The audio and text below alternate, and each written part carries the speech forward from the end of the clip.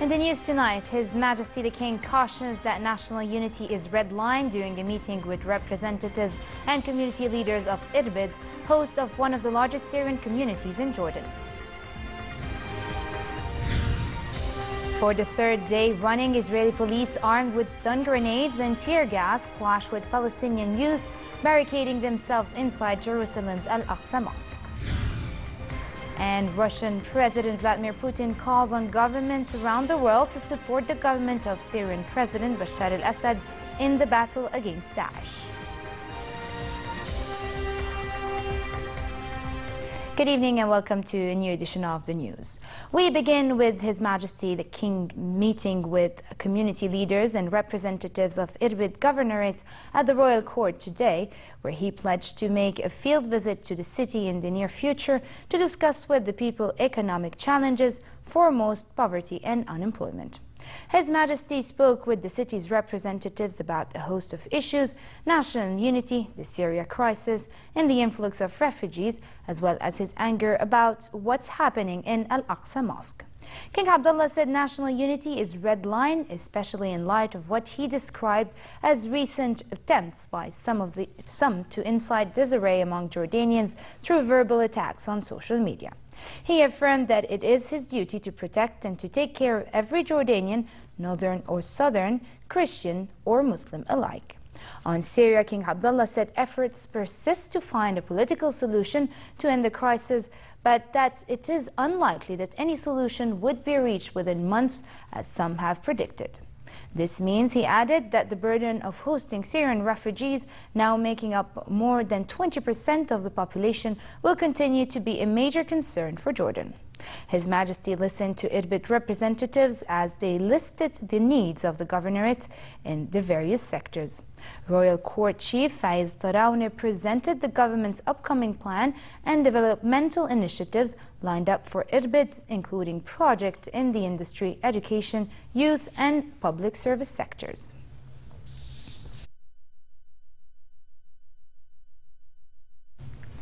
And the issue of Israeli violations in Al-Aqsa Mosque dominated a series of telephone conversations between His Majesty the King and Arab and foreign leaders. Palestinian President Mahmoud Abbas voiced his appreciation and that of the Palestinian people of Jordan's effort to safeguard the occupied city of Jerusalem and its holy shrines, as well as the King's ongoing efforts to put an end to the Israeli violations of Muslim and Christian sites, especially the storming of Al-Aqsa Mosque. In a telephone call with King Abdullah, the Palestinian president praised Jordan's unwavering position towards holy shrines in Jerusalem. He reiterated His Majesty's statement, which he made yesterday, that repeated Israeli provocations would imperil ties between Jordan and Israel, and on which Palestinians count heavily as they seek their rightful causes. Egypt has also voiced support to Jordan after King Abdullah's angry statements on Israel's provocative practices in Jerusalem and in Al-Aqsa Mosque. Egyptian President Abdel Fattah al-Sisi telephoned His Majesty the King and spoke with him about Israeli raids on Al-Aqsa Mosque compound and the repercussions of such practices on relations. The two leaders agreed on the need to coordinate efforts against Israeli assaults on the city and its violation of the holy sites. And in a separate conversation over the telephone, His Majesty and the Emir of Qatar, Sheikh Tamim bin Hamad Al Thani, also discussed the Israeli escalations in Al-Aqsa Mosque. His Majesty and the Emir denounced the Israeli assaults on Jerusalem, urging the international community to do all in its power to pressure Israel to stop its aggressive policies.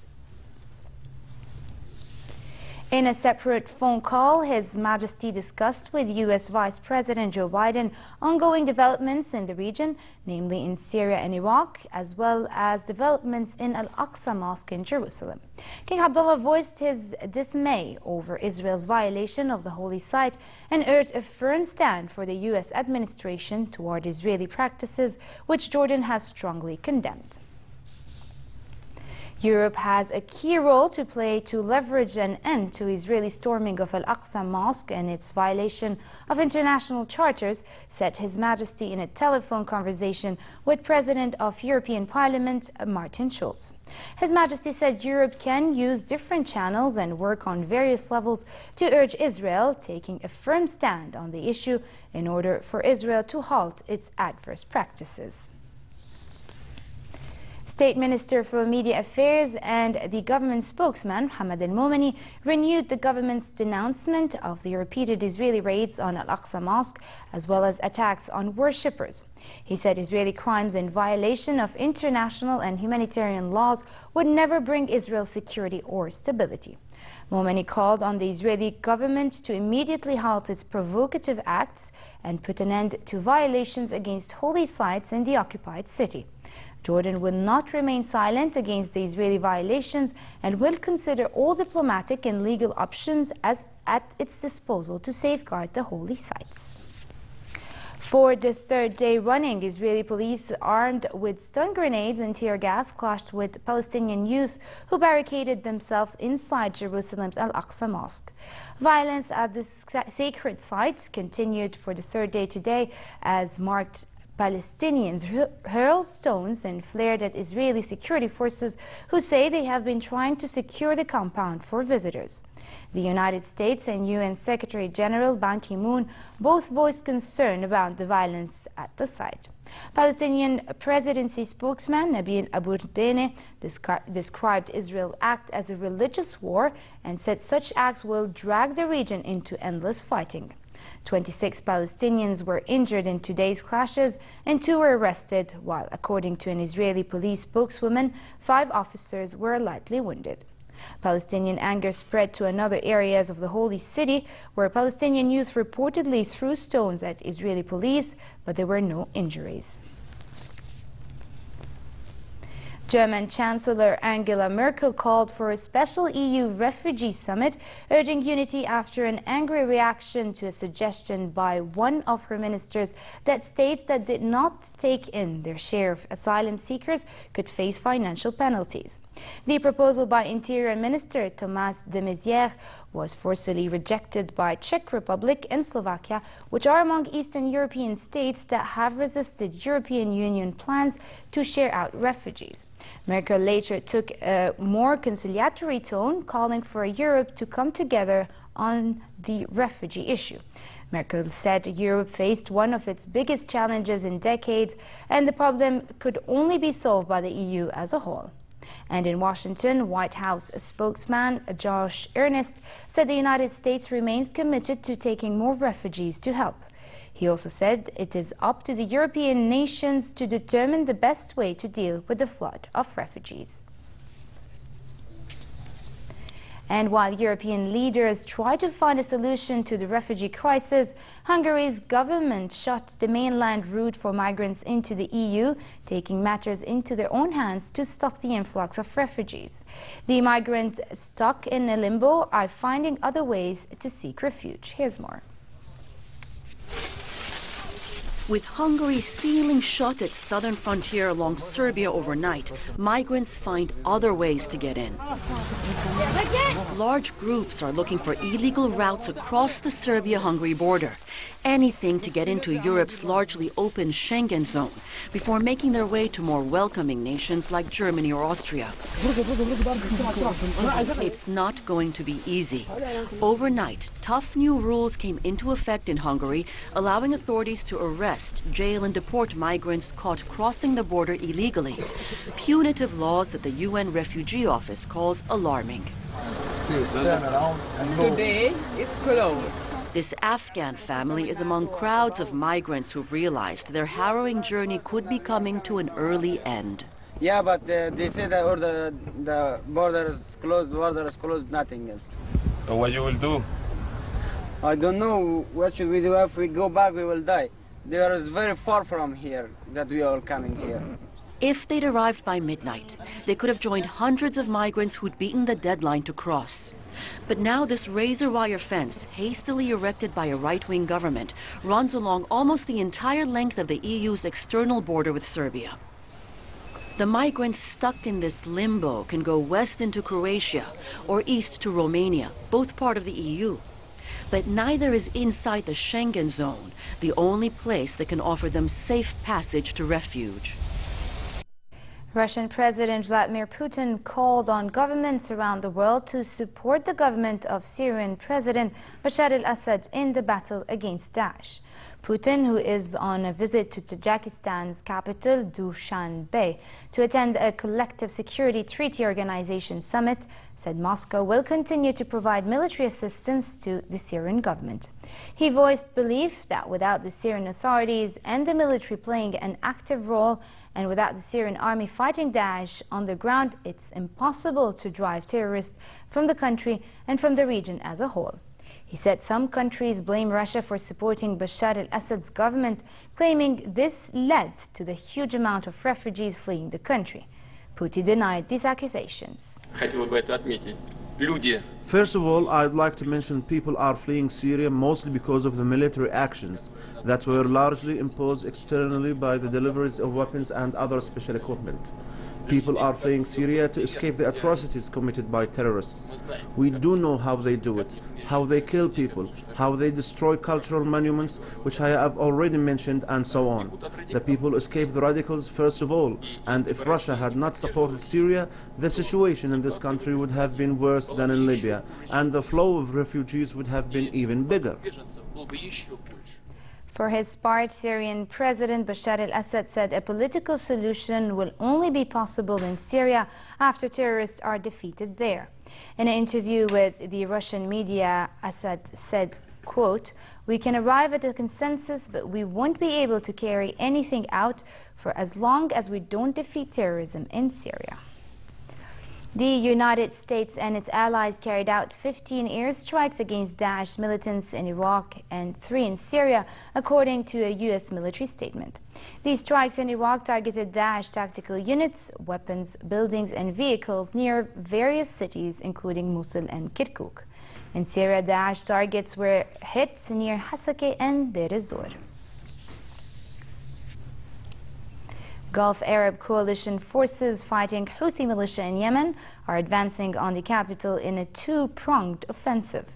Speaking a day after Yemen's exiled government pulled out of UN-mediated talks, Yemeni General Abd Rabbu Qasim al-Shaddadi said that he was optimistic about defeating the Houthis, but hoped that Iran-backed troops would reach a compromise before too much of Yemen is destroyed. The Yemeni general was speaking at a desert coalition base at Safir, an oil industry compound in Marib province. Saudi-led airstrikes against the Houthis and their allies began in late March after the rebel Houthi pushed from their northern stronghold toward the southern port of Aden.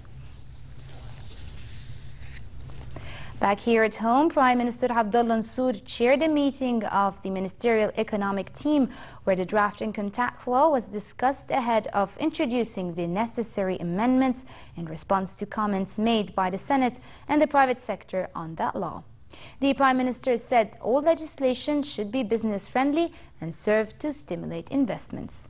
The Senate had approved the income tax draft law as referred from the lower house of Parliament, but with proposed amendments. Over to New York Fashion Week, and for spring 2016, iconic fashion designer Tommy Hilfiger was inspired by the turquoise water and the relaxed vibe of the Caribbean. For the occasion, Hilfiger turned Pier 36 along New York's East River into an island lagoon, complete with a broad walk runway. Models wearing breezy shirts, dresses in light denim, oversized pajama pants and t-shirts strutted down the runway. The feet were comfy as well, with model sneaker, mules and espadrilles. Hilfiger, who is internationally known for his signature preppy style, said that this collection fit perfectly into his viewpoint. Searching for sweet inspiration, feeling right, feeling right. You got the tools you've been given. We can build this fire tonight. We got to just work together now.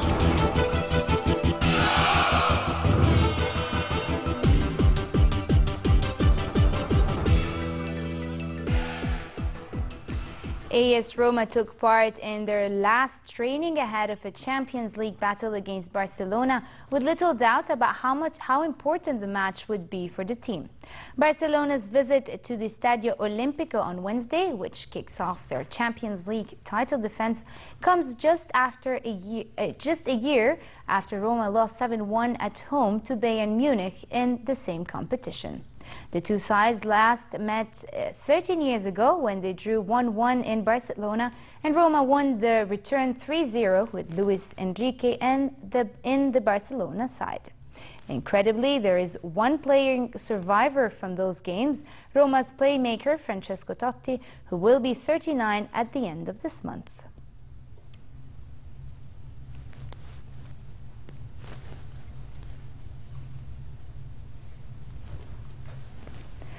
Arsenal trained ahead of their trip to Croatia, where they will face Dinamo Zagreb in their opening Champions League Group F match. Arsene Wenger sides will be looking to get off to a winning start in the group, which also includes German champions Bayern Munich and Greece Olympiacos.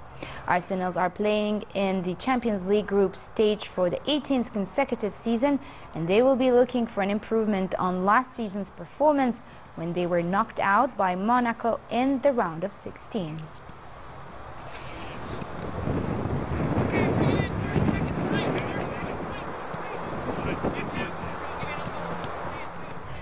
And finally, relatively hot conditions continue tonight with partly cloudy skies and possibly thundery showers. Similar weather prevails in Amman and the hilly areas tomorrow, but it will remain hot in other parts of the kingdom with a continued chance for light rains. Winds will be northeasterly moderate to brisk, raising dust in the southern and eastern regions. The Gulf of Aqaba should expect hot conditions tomorrow with northerly moderate to brisk winds and slightly high seas. Next are the lows and highs for tonight and tomorrow.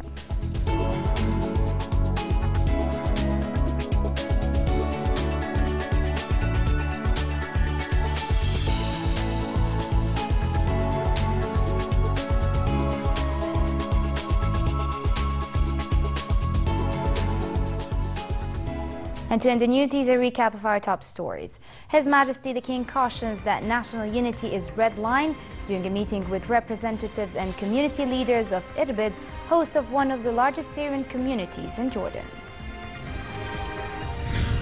For the third day running, Israeli police armed with stun grenades and tear gas clash with Palestinian youth barricading themselves inside Jerusalem's Al-Aqsa Mosque. Russian President Vladimir Putin calls on governments around the world to support the government of Syrian President Bashar al-Assad in the battle against Daesh. And with this we come to an end. I'm Farah Ajlouni. Thank you for watching and have a good night.